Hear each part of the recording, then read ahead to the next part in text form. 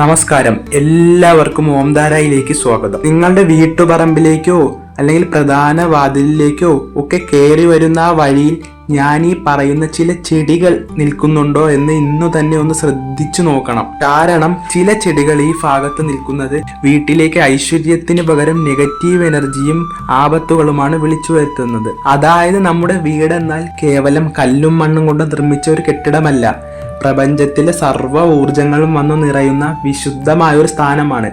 ആ ഭവനത്തിലേക്ക് പ്രവേശിക്കുന്ന പ്രധാന പാതയിലൂടെയാണ് പോസിറ്റീവായതും കൂടാതെ നെഗറ്റീവായതുമായ ഊർജങ്ങൾ പ്രവഹിക്കുന്നത്. അവിടെ വളരുന്ന വൃക്ഷങ്ങൾക്കും ചെടികൾക്കും നമ്മളുടെ കുടുംബത്തിന്റെ ഐശ്വര്യത്തെയും സമാധാനത്തെയും പോലും സ്വാധീനിക്കാൻ കഴിവുണ്ടെന്നാണ് വാസ്തുശാസ്ത്രവും വൃക്ഷായുർവേദവും വ്യക്തമാക്കുന്നത്.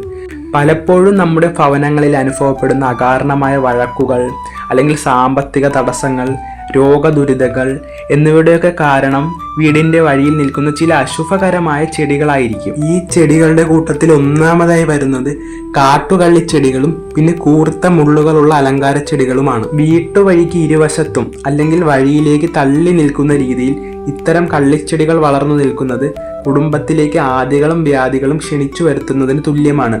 സാമുദ്രിക വൃക്ഷായുർവേദ സങ്കല്പങ്ങൾ പ്രകാരം കൂർത്ത മുള്ളുകൾ പ്രപഞ്ചത്തിലെ തീക്ഷ്ണമായ നെഗറ്റീവ് ഊർജത്തെ പെട്ടെന്ന് വലിച്ചെടുക്കുന്നു. അതായത് നമ്മുടെ വീടുകളിലേക്ക് ഒഴുകിയെത്തേണ്ട ശാന്തവും പോസിറ്റീവായതുമായ ഊർജപ്രവാഹത്തെ ഈ മുള്ളുകൾ തടസ്സപ്പെടുത്തുകയും അവിടെ സംഘർഷ അന്തരീക്ഷം സൃഷ്ടിക്കുകയും ചെയ്യും. വീട്ടിലേക്ക് സന്തോഷമായി കയറി വരുന്ന ഒരാളുടെ മനസ്സിൽ പോലും അസ്വസ്ഥത ജനിപ്പിക്കാൻ ഇത്തരം മുള്ളുകൾക്ക് സാധിക്കും. ഇത് കുടുംബാംഗങ്ങൾ തമ്മിൽ അനാവശ്യമായ തർക്കങ്ങൾ ഉണ്ടാക്കുന്നതിനും സാമ്പത്തിക പുരോഗതി പെട്ടെന്ന് നിലച്ചു പോകുന്നതിനും കാരണമാകുന്നു. എന്നാൽ മുള്ളുള്ള എല്ലാ ചെടികളും ദോഷകരമല്ല. നമ്മൾ വീടുകളിലൊക്കെ റോസാ ചെടികൾ വാങ്ങിച്ച് നടാറുണ്ടല്ലേ, മനോഹരമായ പൂക്കൾ തരുന്ന റോസാ ചെടികൾ. ഇവയുടെ മുള്ളുകൾ ദോഷകരമല്ല, മറിച്ച് ഭവനത്തിന് ഐശ്വര്യദായകങ്ങളാണ്. അടുത്തതായി ഈ കൂട്ടത്തിൽ വരുന്നത് പാലമരങ്ങളും കാട്ടുപാലച്ചെടികളുമാണ്. ഒരുപാട് വീടുകളിൽ ഞാൻ കണ്ടിട്ടുണ്ട് ഗേറ്റുകളിലും നടന്നു വരുന്ന വഴിയിലുമൊക്കെ പാലച്ചെടികൾ നട്ടുവെച്ചിരിക്കുന്നത്. വീട്ടുവഴിയിൽ പാല നിൽക്കുന്നത് വാസ്തുപരമായി തികച്ചും അശുഭകരമായ ഒന്നായാണ് കണക്കാക്കപ്പെടുന്നത്. പാലമരങ്ങൾ പൊതുവെ യക്ഷി ഗന്ധർവ സാന്നിധ്യങ്ങളുമായി ബന്ധപ്പെട്ടിരിക്കുന്നവയാണ്. അതിന്റെ കാരണം എന്താണെന്ന് വെച്ചാൽ അവയുടെ കട്ടിയുള്ള കറയും അസഹ്യമായ ഗന്ധമുള്ള പൂക്കളും ഭവനത്തിലേക്ക് വരുന്ന പ്രാണോർജത്തിന്റെ സന്തുലിതാവസ്ഥയെ തെറ്റിക്കുന്നു. വഴിയിൽ പാല നിൽക്കുമ്പോൾ ആ വഴിയിലൂടെ കടന്നു പോകുന്ന വ്യക്തികളിൽ ഭയവും നെഗറ്റീവ് ചിന്തകളും ഉണ്ടാകാനുള്ള സാധ്യത വളരെ കൂടുതലാണ്. കുടുംബത്തിലുള്ളവരുടെ, പ്രത്യേകിച്ച് സ്ത്രീകൾക്കും നമ്മുടെ കുട്ടികൾക്കും ഒക്കെ ഉണ്ടാകുന്ന അകാരണമായ ശാരീരിക അസ്വസ്ഥതകൾക്കും മാനസിക സമ്മർദ്ദങ്ങൾക്കും വഴിയിലുള്ള പാലയുടെ സാന്നിധ്യം കാരണമായേക്കാം. അതിനാൽ ഭവനത്തിലേക്ക് കയറുന്ന പ്രധാന വഴിയിൽ പാല വളർന്നു നിൽക്കുന്നത് ഐശ്വര്യത്തിന് വലിയ തടസ്സമാണ്. മറ്റൊരു കാര്യം നാം ശ്രദ്ധിക്കേണ്ടത് കള്ളിച്ചെടി വിഭാഗത്തിൽപ്പെട്ട കള്ളിപ്പാല അല്ലെങ്കിൽ ആവണക്ക് തുടങ്ങിയ പാൽക്കറയുള്ള കാട്ടുചെടികളാണ്. വീട്ടുവഴിയിലോ പാതയോരത്തോ ഒക്കെ ഇത്തരത്തിലുള്ള കറയുള്ള ചെടികൾ നിൽക്കുന്നത് വാസ്തുപുരുഷന്റെ സുഗമമായ പ്രാണോർജ പ്രവാഹത്തെ പൂർണ്ണമായും തടസ്സപ്പെടുത്തുന്നു. തികച്ചും ആത്മീയവും വാസ്തുപരവുമായ കാഴ്ചപ്പാടിലൂടെ നോക്കിയാൽ കറയൊഴുകുന്ന ചെടികൾ കുടുംബത്തിലെ മുതിർന്നവരുടെ ആരോഗ്യത്തെ വല്ലാതെ ക്ഷയിപ്പിക്കുമെന്നാണ് വിശ്വാസം. ഇത്തരം ചെടികൾ വഴിയരികിൽ നിൽക്കുമ്പോൾ ഭവനത്തിൽ നിരന്തരം മരുന്നു ചിലവുകൾ വർദ്ധിക്കുകയും വീട്ടിലെ വ്യക്തികൾക്ക് പുറത്തുനിന്നും അപ്രതീക്ഷിതമായ വഞ്ചനയോ അല്ലെങ്കിൽ ചതികളോ ഒക്കെ നേരിടേണ്ടി വരികയും ചെയ്യും. ധനവഴികൾ അടഞ്ഞു പോകാനും കടബാധ്യതകൾ പെരുകാനും ഇത്തരം ചെടികളുടെ സാന്നിധ്യം ഇടയാക്കുമെന്നാണ് വിശ്വാസം. അതുപോലെ തന്നെയാണ് വീട്ടുവഴിയിൽ വളരുന്ന താന്നി മരങ്ങളുണ്ടല്ലോ, താന്നി മരങ്ങൾ.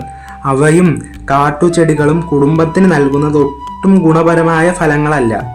അതായത് സാമുദ്രിക ഗ്രന്ഥങ്ങളിലും വൃക്ഷശാസ്ത്രത്തിലും താന്നിമരം ശനിദോഷങ്ങളുമായും ദുരിതങ്ങളുമായി ബന്ധപ്പെട്ടിരിക്കുന്നു. വീട്ടുവഴിയിൽ താന്നി നിൽക്കുന്നത് ഭവനത്തിന്റെ പുരോഗതിയെ അങ്ങേയറ്റം മന്ദഗതിയിലാക്കും.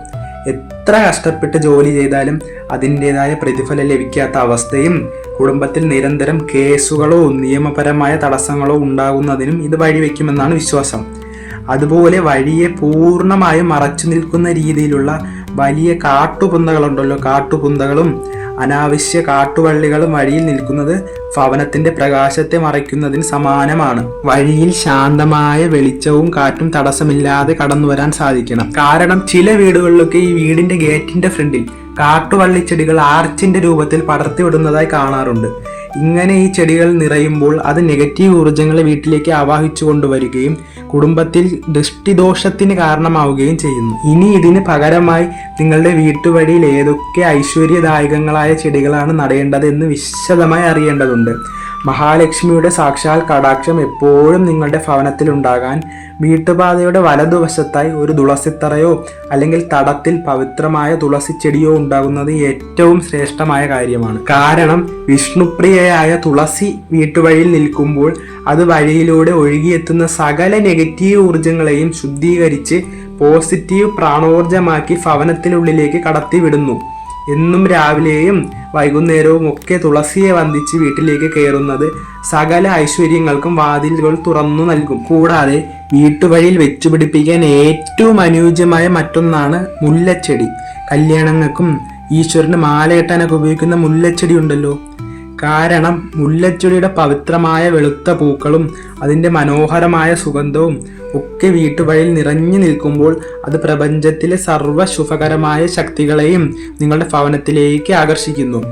വീട്ടിലേക്ക് കടന്നു വരുന്ന ഏതൊരാളുടെയും മനസ്സിലെ ദേഷ്യവും അസൂയയും ഒക്കെ അലിഞ്ഞു പോകാനും കുടുംബത്തിൽ എപ്പോഴും സന്തോഷവും ശാന്തതയും ഒക്കെ നിലനിൽക്കാനും മുല്ലച്ചെടിയുടെ സാന്നിധ്യം സഹായിക്കും. അതുപോലെ തന്നെ വീട്ടുവഴിയിൽ നട്ടുപിടിപ്പിക്കേണ്ട മറ്റൊരു പുണ്യചെടിയാണ് പവിഴമല്ലി. ഈ ചിത്രത്തിൽ കാണിച്ചിരിക്കുന്ന ചെടിയാണ് പവിഴമല്ലി. ദേവലോകത്ത് നിന്നും ഭൂമിയിലെത്തി എന്ന് വിശ്വസിക്കപ്പെടുന്ന പവിഴമല്ലിയുടെ സാന്നിധ്യം ഭവനത്തിന്റെ പാതയിലുണ്ടെങ്കിൽ അവിടെ വാസ്തുദോഷങ്ങളൊന്നും തന്നെ നിലനിൽക്കില്ല. പവിഴമല്ലിപ്പൂക്കളുടെ സുഗന്ധം വീട്ടുവഴിയിൽ അലയടിക്കുമ്പോൾ അത് സരസ്വതി മഹാലക്ഷ്മി ദേവിമാരുടെ അനുഗ്രഹം കുടുംബത്തിലേക്ക് കൊണ്ടുവരുന്നു. കുടുംബാംഗങ്ങളുടെ ബുദ്ധിവികാസത്തിനും കുട്ടികളുടെ പഠനത്തിനും സാമ്പത്തിക ഉന്നതിക്കും ഒക്കെ പവിഴമല്ലി വീട്ടുവഴിയിൽ നിൽക്കുന്നത് അത്യന്തം ഗുണകരമാണ്. വീട്ടുവഴിക്ക് ഇരുവശവും അലങ്കരിക്കാൻ അനുയോജ്യമായ മറ്റൊരു ചെടിയാണ് പവിത്രമായ ചെമ്പരത്തി. പ്രത്യേകിച്ച് രക്തചന്ദന നിറത്തിലുള്ള അല്ലെങ്കിൽ ചുവപ്പ് ചെമ്പരത്തി ഭവനത്തിന്റെ വഴിയരികിൽ നിൽക്കുന്നത് സൂര്യദേവന്റെയും പരാശക്തിയുടെയും അനുഗ്രഹം ഭവനത്തിന് പ്രദാനം ചെയ്യും. വീട്ടിലേക്ക് വരുന്ന ദൃഷ്ടിദോഷങ്ങളെയും ശത്രുദോഷങ്ങളെയും ഒക്കെ വഴിയിൽ വെച്ച് തന്നെ തടഞ്ഞു നിർത്താൻ ചെമ്പരത്തിക്ക് പ്രത്യേക കഴിവുണ്ട്. കുടുംബത്തിലെ അംഗങ്ങൾക്ക് ആത്മവിശ്വാസവും പേരും പ്രശസ്തിയും നേടാൻ ഇത്തരം മനോഹരമായ പൂച്ചെടികൾ വീട്ടുപാതയിൽ നിൽക്കുന്നത് അത്യന്തം ഗുണകരമാണ്. ഈ കാര്യങ്ങളൊക്കെ കൃത്യമായി മനസ്സിലാക്കി ഇന്ന് തന്നെ നിങ്ങളുടെ വീട്ടുവഴിയിലേക്ക് ഒന്ന് കണ്ണോടിക്കാൻ ശ്രദ്ധിക്കണേ. എന്തെങ്കിലും തരത്തിലുള്ള അശുഭകരമായ, അതായത് കള്ളിച്ചെടികളോ ഞാൻ പറഞ്ഞ പോലെ കറയുള്ള കാട്ടുചെടികളോ വഴിമറയ്ക്കുന്ന കാട്ടുപൊന്തകളോ ഒക്കെ നിൽക്കുന്നുണ്ടെങ്കിൽ അവയെല്ലാം മാറ്റി വൃത്തിയാക്കുക. അവയെല്ലാം പിഴുത് മറ്റൊരു സ്ഥലത്തേക്ക് മാറ്റി നടാൻ ശ്രദ്ധിക്കുക. പകരം ലക്ഷ്മി ദേവിയുടെ അനുഗ്രഹം ചൊരിയുന്ന തുളസിയും മുല്ലയും പവിഴമല്ലിയും ഞാൻ പറഞ്ഞ ചെമ്പരത്തിയും പോലുള്ള മനോഹരമായ പൂച്ചെടികൾ നട്ടുവളർത്താൻ ശ്രദ്ധിക്കുക. ഇതെല്ലാം തന്നെ ശ്രദ്ധിച്ചാൽ പ്രപഞ്ചത്തിന്റെ സർവ്വ അനുഗ്രഹങ്ങളും പോസിറ്റീവ് ഊർജവും നിങ്ങളുടെ ഭവനത്തിലേക്ക് തടസ്സമില്ലാതെ ഒഴുകിയെത്തും. ഈ പറഞ്ഞതിൽ ഏതെങ്കിലും ചെടികൾ നിങ്ങളുടെ വീട്ടിലുണ്ടെങ്കിൽ അത് കമന്റ് ചെയ്യാനും ഇനിയും ഇതുപോലുള്ള കൂടുതൽ അറിവുകൾക്കായി നമ്മുടെ ചാനൽ സബ്സ്ക്രൈബ് ചെയ്യാനും മറക്കരുത്. എല്ലാവരെയും ഈശ്വരൻ അനുഗ്രഹിക്കട്ടെ.